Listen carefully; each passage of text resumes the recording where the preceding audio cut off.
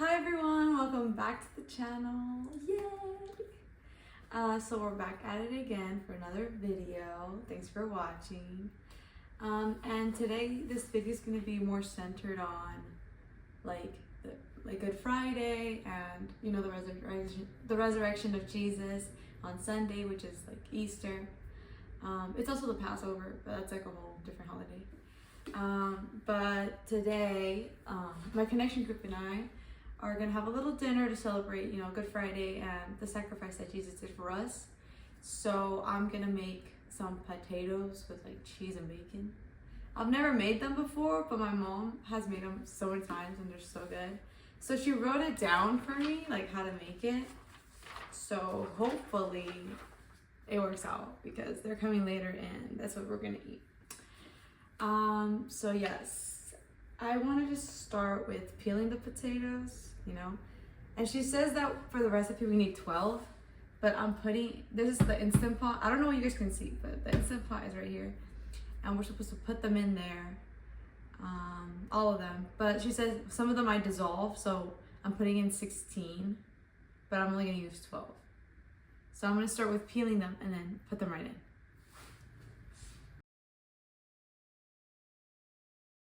Also, before I forget, these are the potatoes we're using. My mom gets them, I think, from Aldi, but honestly, don't take my word on that. It's these purple ones. Spitology, says that on the back. It's potatoes, Farmer's Promise serving of confidence. And these are what we always use. And then, yeah, and just for the Instant Pot, she has this one.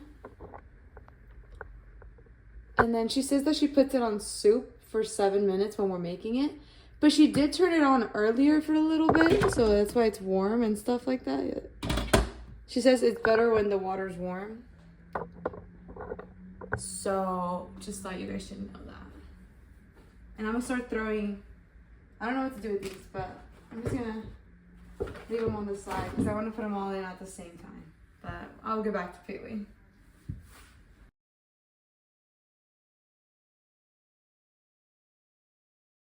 Hi there.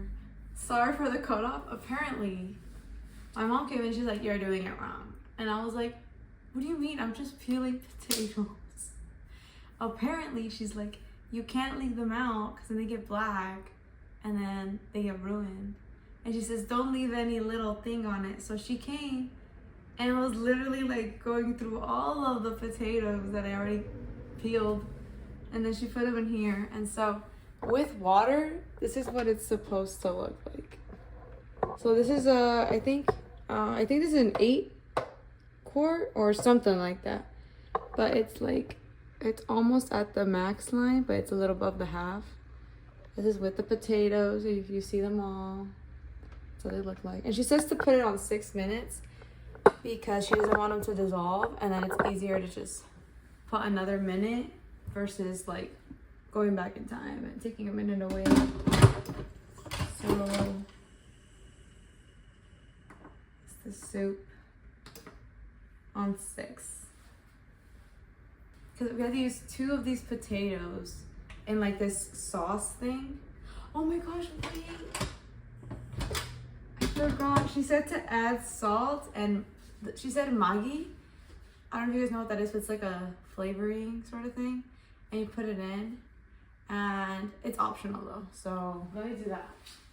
Because I was about to forget. Okay, I'm back. Sorry. So this is the Maggi.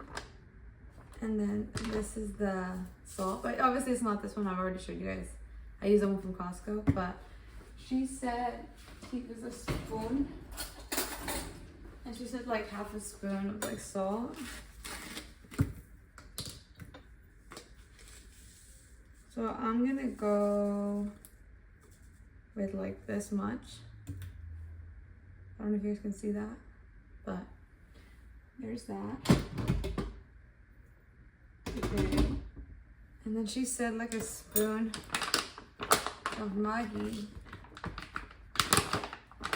Okay.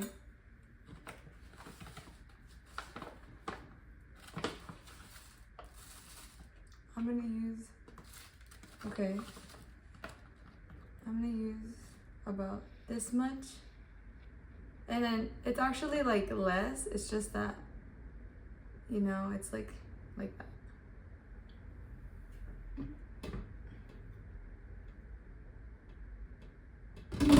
Okay, I didn't use all of it. I left this much in because I was like, I don't want it to be too much, you know? Okay, so there's that. Now let me plug it. Well, sorry, the little thingy, this little thing, it goes at the back of it and it fell off. Let me just, okay. There we go. Okay, now back to Jesus. Okay, so while that's cooking, I wanted to talk to you guys about what Jesus did on the cross for us. So I actually want to read the passages with you guys. So I'm going to start reading Mark 14. And it says, from the beginning, this is NIV. Now the Passover and the festival of unleavened bread were only 2 days away. And the chief priests and the teachers of the law were scheming to arrest Jesus secretly and kill him. But not during the festival, they said, or the people may riot. Well, he was in Bethany, reclining at the table in the home of Simon the leper. A woman came with an alabaster jar of very expensive perfume made of pure nard. She broke the jar and poured the perfume on his head. Some of those present were saying indignantly to one another, Why this waste of perfume? It could have been sold for more than a year's wages and the money given to the poor. And they rebuked her harshly. Leave her alone, said Jesus. Why are you bothering her? She has done a beautiful thing to me.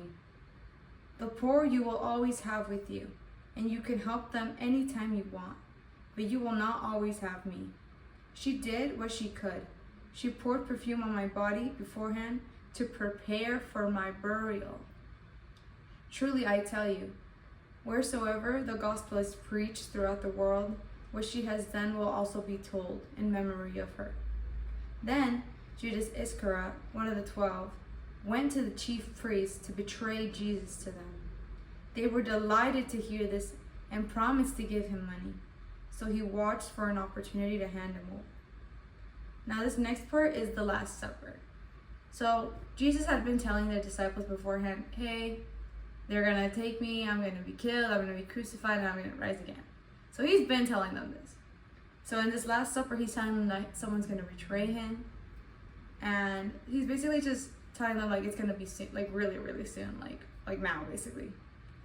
So it says, verse 12, on the first day of the festival of unleavened bread, when it was customary to sacrifice the Passover lamb, Jesus' disciples asked him, where do you want us to go and make preparations for you to eat the Passover? So he sent 2 of his disciples, telling them, go into the city, and a man carrying a jar of water will meet you. Follow him. Say to the owner of the house he enters, the teacher asks, where is my guest room, where I may eat the Passover with my disciples?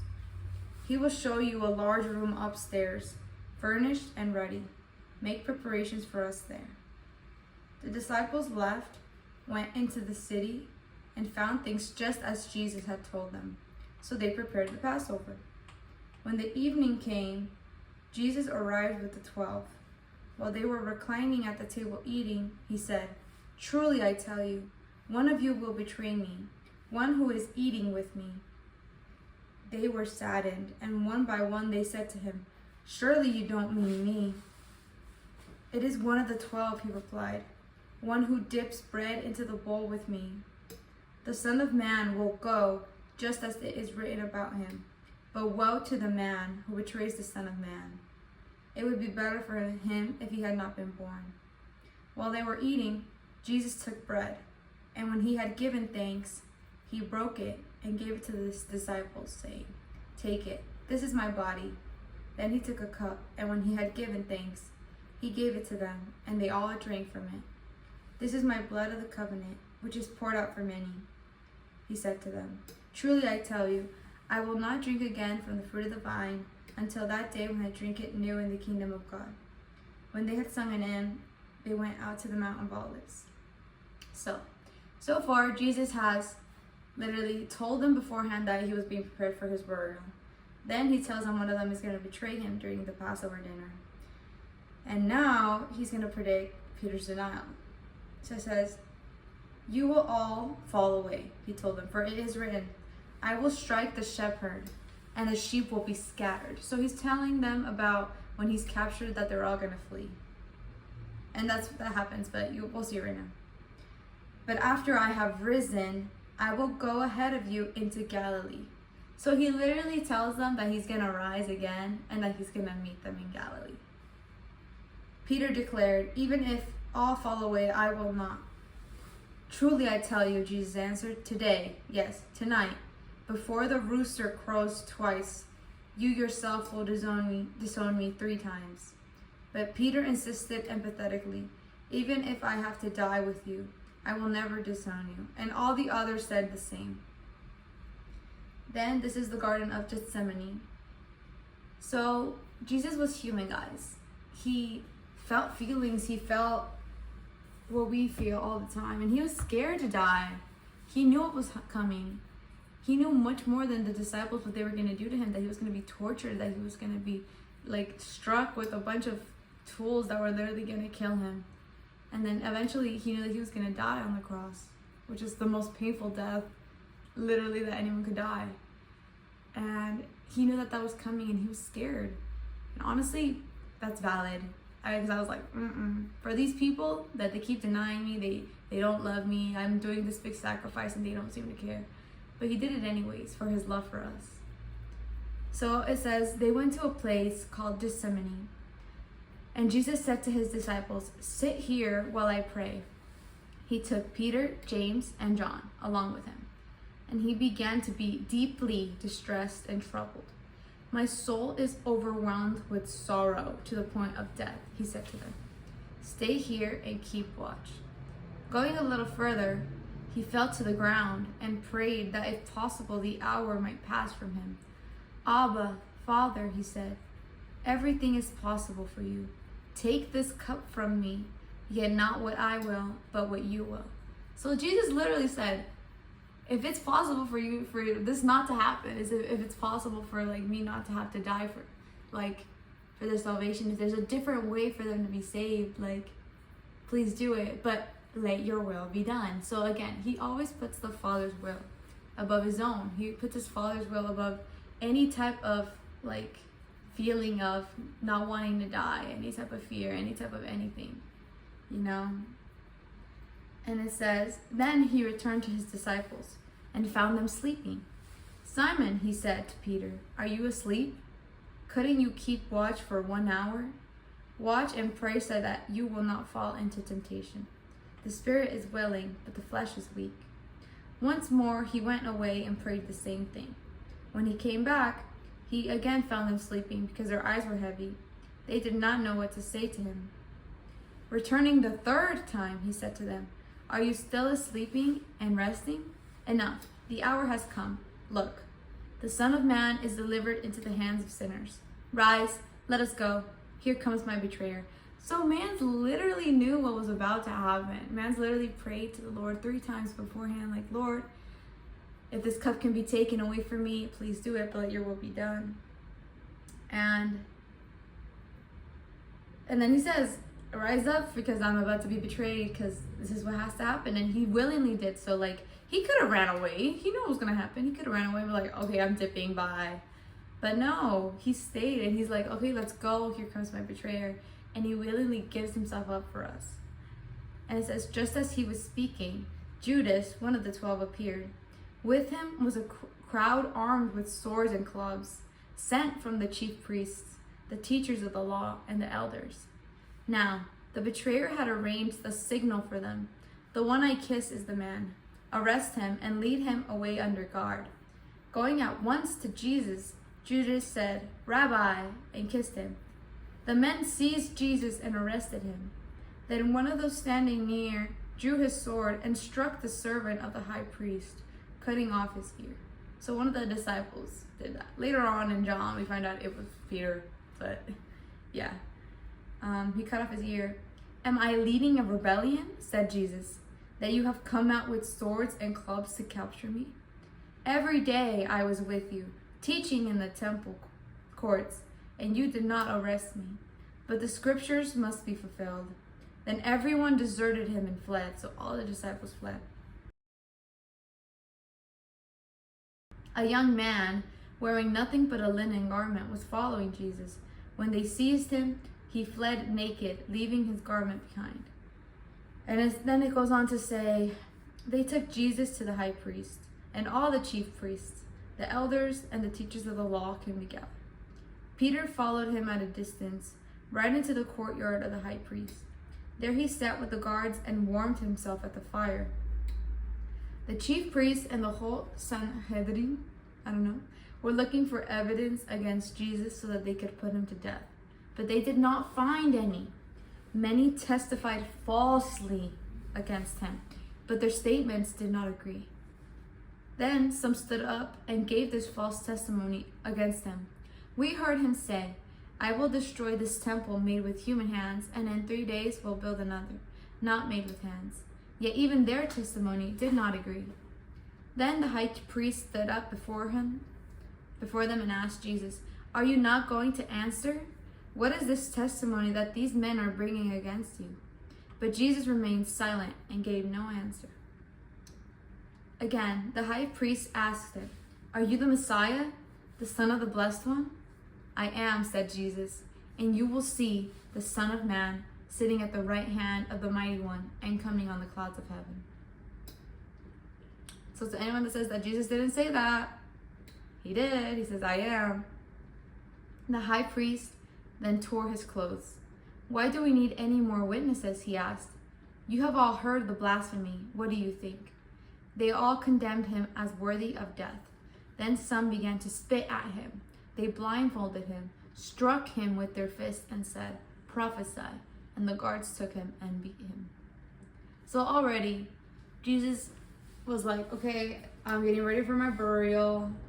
And he's like, go prepare for the Passover. And he says, "I'm going to be betrayed." And then he tells them, "I'm going to literally rise again, meet you at Galilee. You're going to disown me, all of you are going to flee." And they all did. And then what he said was going to happen, happened. So they took him away. And they're literally hitting him before even giving him to Pilate. So he's literally scorned from the moment. And it says, while Peter was below in the courtyard, one of the servant girls of the high priest came by. When she saw Peter warming himself, she looked closely at him. You also were with that Nazarene, Jesus," she said. But he denied it. "I don't know or understand what you're talking about," he said, and went out into the entryway. When the servant girl saw him there, she said again to those standing around, "This fellow is one of them." Again, he denied it. After a little while, damn, the instant pot is going off. After a little while, those standing near said to Peter, "Surely you are one of them, for you are a Galilean." He began to call down curses, and he swore at them, "I don't know this man you're talking about." Immediately, the rooster crowed the second time. Then Peter remembered the word Jesus had spoken to him. "Before the rooster crows twice, you will disown me 3 times." And he broke down and wept. So Jesus literally in this passage gives himself up for us. And he's giving his all. And even when he's telling the truth, people don't believe him. And then they say that he's blaspheming and that he's lying. They literally tried so hard to blame him of so many things that they literally used false testimonies. Like they literally paid people to go and make stuff up about him. But even then, it's like, that's not how it worked out. Let me check on the potatoes though. I don't want them to dissolve and stuff. Never mind, I can't open it because of the pressure. I'm just gonna wait then because, yeah. Okay, so it turns out, my mom and I were playing with it because honestly, I don't know how to cook, guys. So again, I don't know how to use an Instant Pot. But basically, when you put stuff inside, it starts boiling first, and then once it's like at the correct temperature and pressure, then the time starts counting. So as you can see, after a little bit of waiting, now it's finally at 4 minutes. So it'll be ready in like 4 minutes. So I'll check back with you guys then and keep talking about the Lord and all that he's done for us. But until then, I'll keep you guys posted. Okay, so there's 2 minutes left in the Instant Pot, but there's this other part of the recipe that we have to do like on the stove. So I'm gonna start working on that.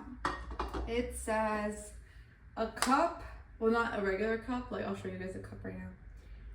It says a cup of milk and then some butter, like margarina type butter, you know, this one. She gets this from Costco. Well, she gets this one. And mayonnaise. So we're gonna put it to like simmer. So I'm gonna start with that. So we use one of these cups from IKEA. This is, yeah, I don't know how much fits in here, but I don't know if it's 1 cup, like the measuring, or just, you know, I don't know how much, if it's less or more, but it is what it is, you know. You kind of just go with the flow. And then I'm using whole milk. So she said one of these cups. Okay. And then she said 2 spoonfuls,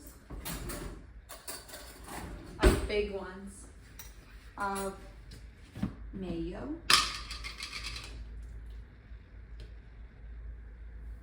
I'm using this one for the first one.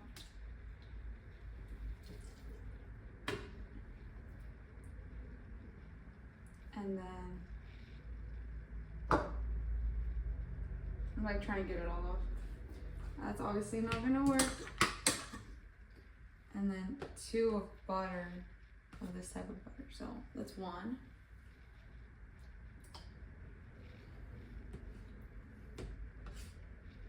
That's 2. And this is not a healthier recipe, but you know, it's like, it's really good. And since we're having dinner, I thought it would be nice to try something new. So there's, she says that milk with that, and then we put it to like boil, and once it like dissolves and stuff, then we add in 2 potatoes of the baked potatoes, and we like, you know, squeeze them or like crush them or whatever. It's the word, there's a word for it, but I forgot. So I'm just gonna put it right here. This is what we're using later. So I'm gonna put it like medium low, quote unquote. Like this is a like 6 setting one, but like it has low and high. So I'm just gonna put it like at 3.5. And then there's 1 minute left for the potatoes.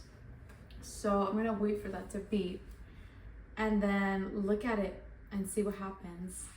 As for this, I don't know if I'm supposed to stir it, but I'm gonna assume I do. So I'm gonna use this little spatula thingy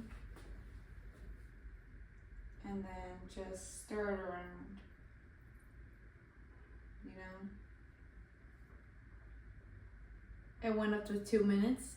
I don't know why, but I just work here, you know. So while that's dissolving, I'm gonna check this because the time is like going up. It says L4. I don't know what that means. What does that mean? Like it went 1, 2, 3, 4. Now it's at 4C. It's like L4. I guess we'll figure out what that means. I mean, I still can't like open it, but like it doesn't say the pressure anymore.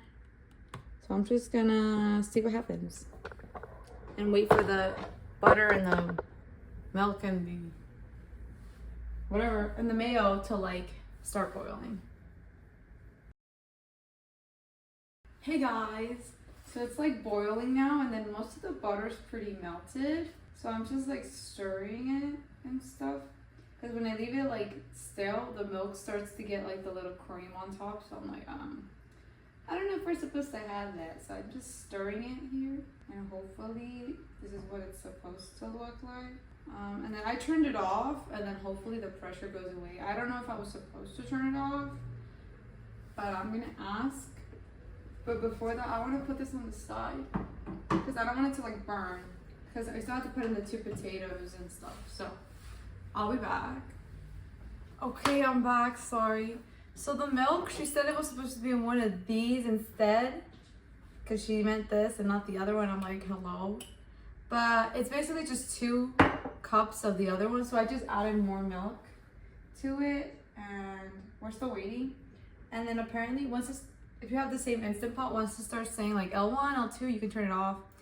And then she came, and then she started like taking the vapor out of this thing through here, you know, to be careful not to get burnt though, you know. So this is what it looks like. And I'm gonna test it out to see if they're soft with a knife. So I'm just gonna grab that real quick. Oh, it's right here. And then we're gonna see. Oh yeah, it's soft. They're soft.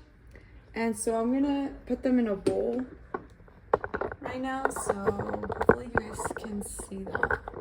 I hope it's in frame.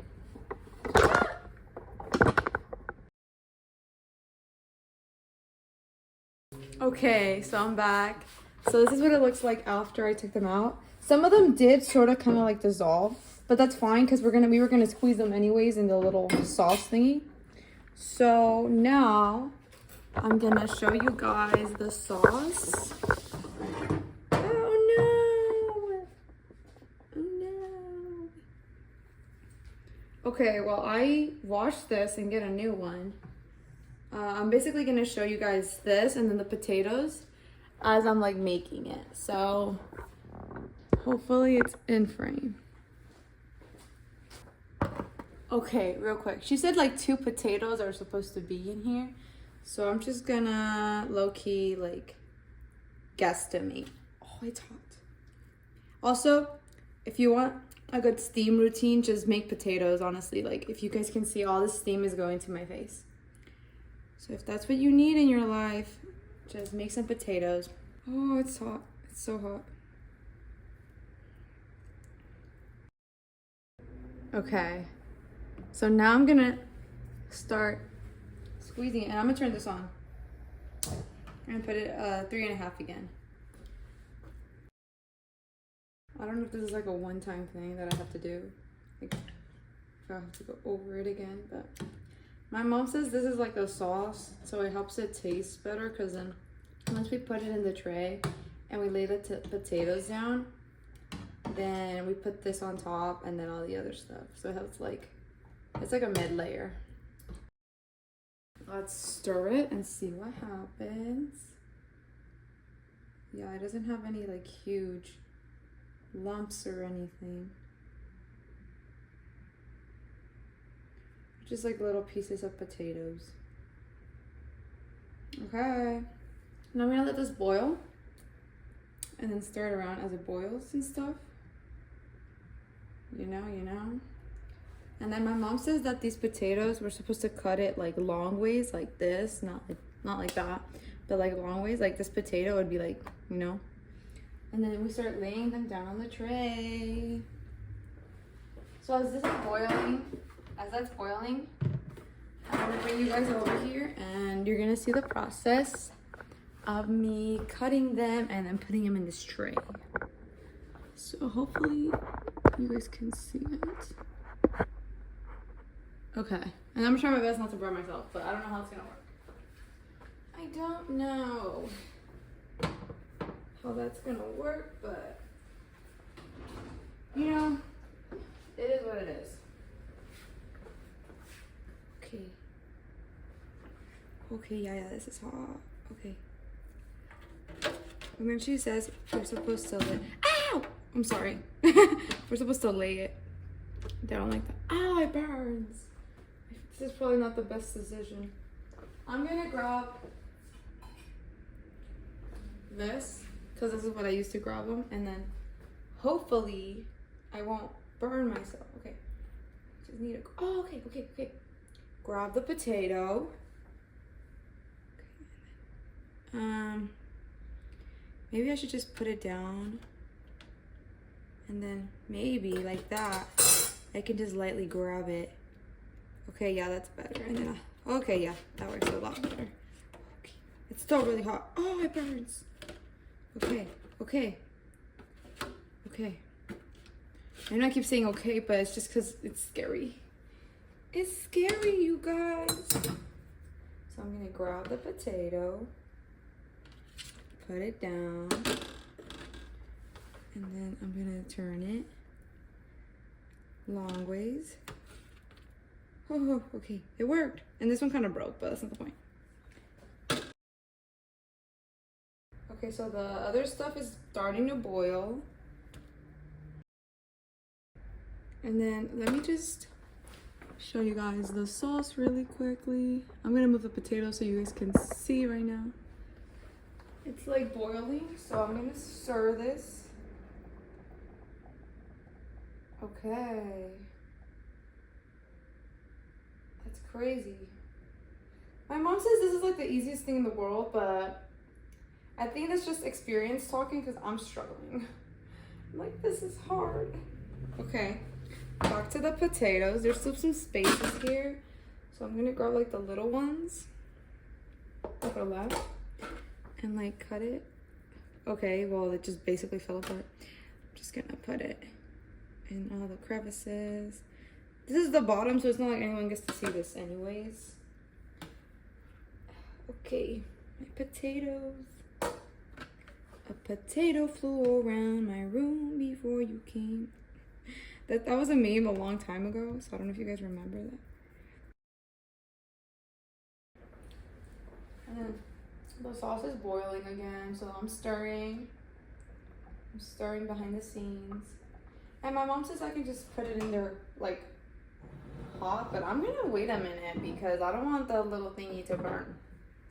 I don't want it to just be ruined. So I'm gonna give it a sec. I'll come back in like a minute or two once the steam doesn't steam so much. And then I'll show you guys what it looks. Oh yeah, those are the potatoes on the floor. So I'll come back and then show you guys what it's like. Okay, I'm back, you guys. And then, so it's, oh bruh, it keeps falling in. Okay, this is the sauce, and then these are the potatoes. I'm now gonna pour the sauce into the potato mix, which is just potatoes. And then I'm gonna see what happens. Because I have no idea what's gonna happen. And then after that, we put the cheese and the bacon in and everything and all that. So let me just, okay. I'm scared.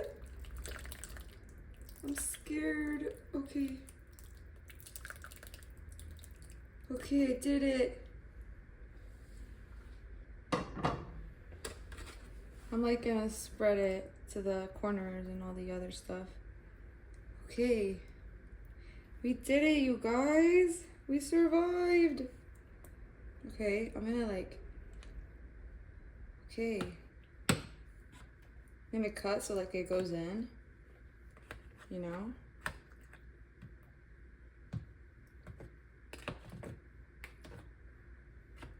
Okay, period.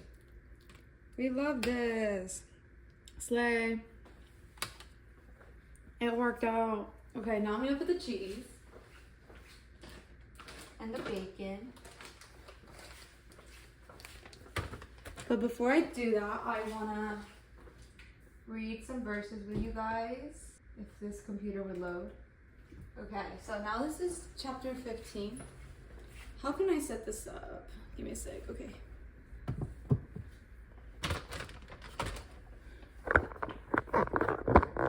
Okay. I don't know what's in the frame. Okay. Okay, so I don't know if I'm in frame, but regardless, I wanted to read this with you guys. My mom said to use this cheese taco style from Aldi.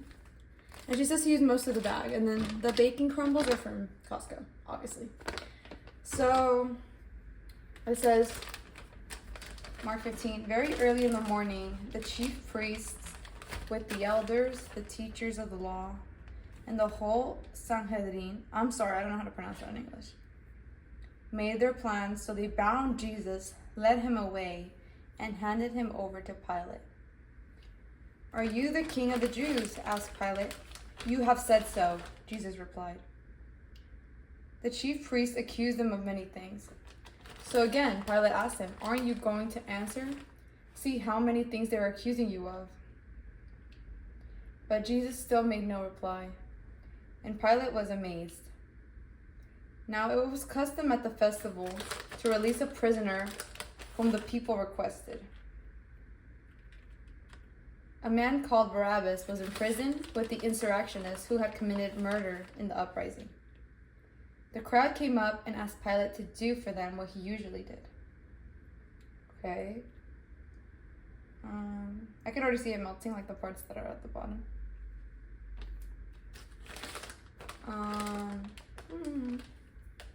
Do you want me to release to you the king of the Jews? Asked Pilate, knowing it was out of self-interest that the chief priest had handed Jesus over to him. But the chief priest stirred up the crowd to have Pilate release Barabbas instead. They're so shady. Like, why would you do that? You know? Like, they knew that the people originally would have gone with Jesus because they saw him as a prophet. They saw him as a man of God. They saw him. Some people did believe that he was the Son of God too. But a lot of people didn't. So they at least thought of him as a man of God. And so he had to stir them up. What shall I do then with the one you call the King of the Jews? Pilate asked them. Crucify him, they shouted. Why? What crime has he committed? Asked Pilate. But they shouted all the louder, crucify him. Okay, there's like this much left of the bag. It's still a bunch. And then let me cut this. Start putting it on there. They said, but they all shouted all the louder, crucify him. Wanting to satisfy the crowd, Pilate released Barabbas to them. And he had Jesus flogged and handed him over to be crucified. And then it says, the soldiers mocked Jesus. The soldiers led Jesus away into the palace, that is the praetorium, and called together the whole company of soldiers. They put a purple robe on him, and they twisted together a crown of thorns and set it on him.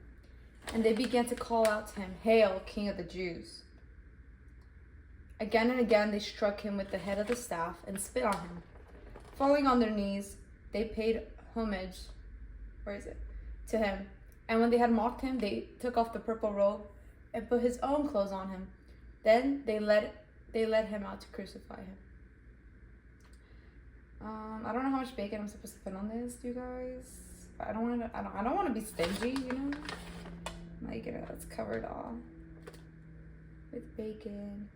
And then we're gonna put this in the oven for like 20 minutes. My mom says like at 350, so we're just gonna keep checking on it because Miss Girl doesn't really look at the temperature. She's like, I'm just gonna put it in there and see what it looks like. So I'm like, okay. So now, back to Mark 15. Now it's verse 21. A certain man from Cyrene, Simon, the father of Alexander and Rufus, was passing by on his way in from the country, and they forced him to carry the cross. They brought Jesus to the place called Golgotha, which means the place of the skull. Then they offered him wine mixed with myrrh, but he did not take it, and they crucified him. Dividing up his clothes, they cast lots to see what each would get.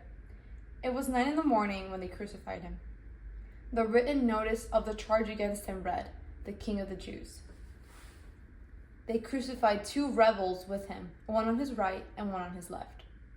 Those who passed by hurled insults at him, shaking their head and saying, "So, you who are going to destroy the temple and build it in 3 days, come down from the cross and save yourself." In the same way, the chief priests and the teachers of the law mocked him among themselves. "He saved others," they said, "but he can't save himself. Let this Messiah, the King of Israel, come down now from the cross, that we may see and believe." Those crucified with him also heaped insults on him. At noon, darkness came over the whole land until 3 p.m.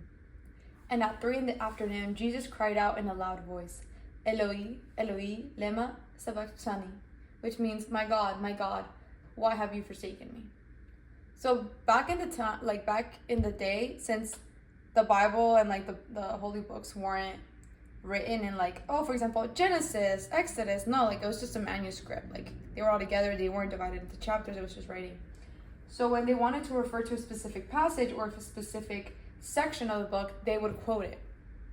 So when he says, my God, why have you forsaken me?" It takes you back to Psalms, when David talks about a form of torture that hadn't even been invented, which was the crucifixion. So he's telling them that, and they're referring to that. So when he said that, verse 35 says, "When some of those standing near heard this, they said, 'Listen, he's calling Elijah.' Someone ran and filled a sponge with wine vinegar, put it on a staff, and offered it to Jesus to drink. 'Now leave him alone. Let's see if Elijah comes to take him down,' he said. With a loud cry, Jesus breathed his last. The curtain of the temple was torn in two from top to bottom. And when the centurion, who stood there in front of Jesus, saw how he died, he said, 'Surely this man was the Son of God.' Some women were watching from a distance. Among them were Mary Magdalene, Mary the mother of James the younger, and of Joseph, and Salome. In Galilee, these women had followed him and cared for his needs. Many other women had come up with him to Jerusalem, were also there. In verse 42, it was preparation day. That means the day before the Sabbath. So as evening approached, Joseph of Arimathea, a prominent member of the council, who was himself waiting for the kingdom of God, went boldly to Pilate and asked for Jesus' body. Pilate was surprised to hear that he was already dead. Summoning the centurion, he asked him if Jesus had already died. When he learned from the centurion that it was so, he gave the body to Joseph. So Joseph bought some linen cloth, took down the body, wrapped it in the linen, and placed it in the tomb, cut out of rock. Then he rolled a stone against the entrance of the tomb. Mary Magdalene and Mary, the mother of Joseph, saw where he was laid. Okay. Now, I'm going to put this in the oven. Let me see if there's anything in it. Literally everything is in here. Okay, so I put the oven at 350 for 20 minutes. And I probably should have preheated it, but it is what it is. You know, so I'm just going to put this in there. Oh, it's warm from the potatoes. Okay. And then, I don't know if I'm in the frame. Hello. So I'm going to read 16 for you guys, which is, because a lot of people just think about Jesus dying, but then they forget that he rose again. Like in him, we are alive. In him, we have that freedom. In him, the old us died with him, and now the new us resurrected in him. And it says, Mark 16, chapter 16, verse 1. Jesus has risen. When the Sabbath was over, Mary Magdalene, Mary the mother of James, and Salome bought spices so that they might go to anoint Jesus' body. Very early on the first day of the week, just after sunrise, they were on their way to the tomb, and they asked each other, "Who will roll the stone away from the entrance of the tomb?" But when they looked up, they saw the stone, which was very large, had been rolled away. As they entered the tomb, they saw a young man dressed in a white robe sitting on the right side, and they were alarmed. "Don't be alarmed," he said. "You are looking for Jesus the Nazarene, who was crucified. He has risen. He is not here. See the place where they laid him. But go, tell his disciples and Peter, He is going ahead of you into Galilee. There you will see him, just as he told you." Trembling and bewildered, the woman went out and fled from the tomb. They said nothing to anyone because they were afraid. And then it says, when Jesus rose early on the first day of the week, he appeared first to Mary Magdalene, out of whom he had driven 7 demons. She went and told those who had been with him and who were mourning and weeping.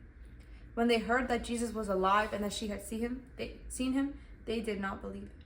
Afterward, Jesus appeared in a different form to 2 of them while they were walking in the country. These returned and reported it to the rest, but they did not believe them either. Later, Jesus appeared to the 11 as they were eating. He rebuked them for their lack of faith and their stubborn refusal to believe those who had seen him after he had risen. He said to them, "Go into all the world and preach the gospel to all creation. Whoever believes and is baptized will be saved, but whoever does not believe will be condemned. And these signs will accompany those who believe. In my name, they will drive out demons. They will speak in new tongues. They will pick up snakes with their hands, and when they drink deadly poison, it will not hurt them at all. They will place their hands on sick people, and they will get well." After the Lord had spoken with them, he was taken up into heaven, and he sat at the right hand of God. When the disciples went out and preached everywhere, and the Lord worked with them and confirmed his word by the signs that accompanied it. So since today is Good Friday for me, and then you guys will see the video tomorrow, I want you guys to keep in mind the sacrifice that Jesus did for us. And I hope you guys invite someone so that on Sunday, which is Easter, which is the day where he rose, that you guys can go out and bring someone who doesn't know him, so that they can encounter the love of God, that they can see that Jesus loved them so much that he literally was scared, but he still died on the cross for us. He went, he gave himself, he didn't fight them, even as they scorned him, even as they beat him, even as they tortured him, and then they ultimately killed him. But he rose again. So it's like we don't have to live in constant sadness of, oh my gosh, he died. No, we have to live in victory because he rose and he's alive, and in him we are alive as well. He's the one that gave us that salvation. He's the one that gave us that freedom with this sacrifice. So I want you guys to take that with you wherever you go, and you guys may share it. This is the Great Commission. It literally says, go into all the world and preach the gospel to all creation. He's not really asking us Christians to like, oh yeah, if you want to go and like, have more people believe, go ahead. If not, then that's fine. No, because he loves us all. He wants all of us to be saved. And the only way that's going to happen is if we, who have the faith, go out and do it. That's what we're meant to go out and evangelize. Go and tell people about Jesus. There's so many people who have misconceptions about who he is, and they don't even know who he is. Maybe they grew up in a place where the name Jesus wasn't mentioned at all. They have no idea who you're talking about. And you could be the person that shows them their Savior, the person who loved them so much that he died and rose again for them. A person who wants to have a one-on-one relationship with them. So yeah, I want you guys to take that with you. And I hope you guys never take for granted the sacrifice that he made.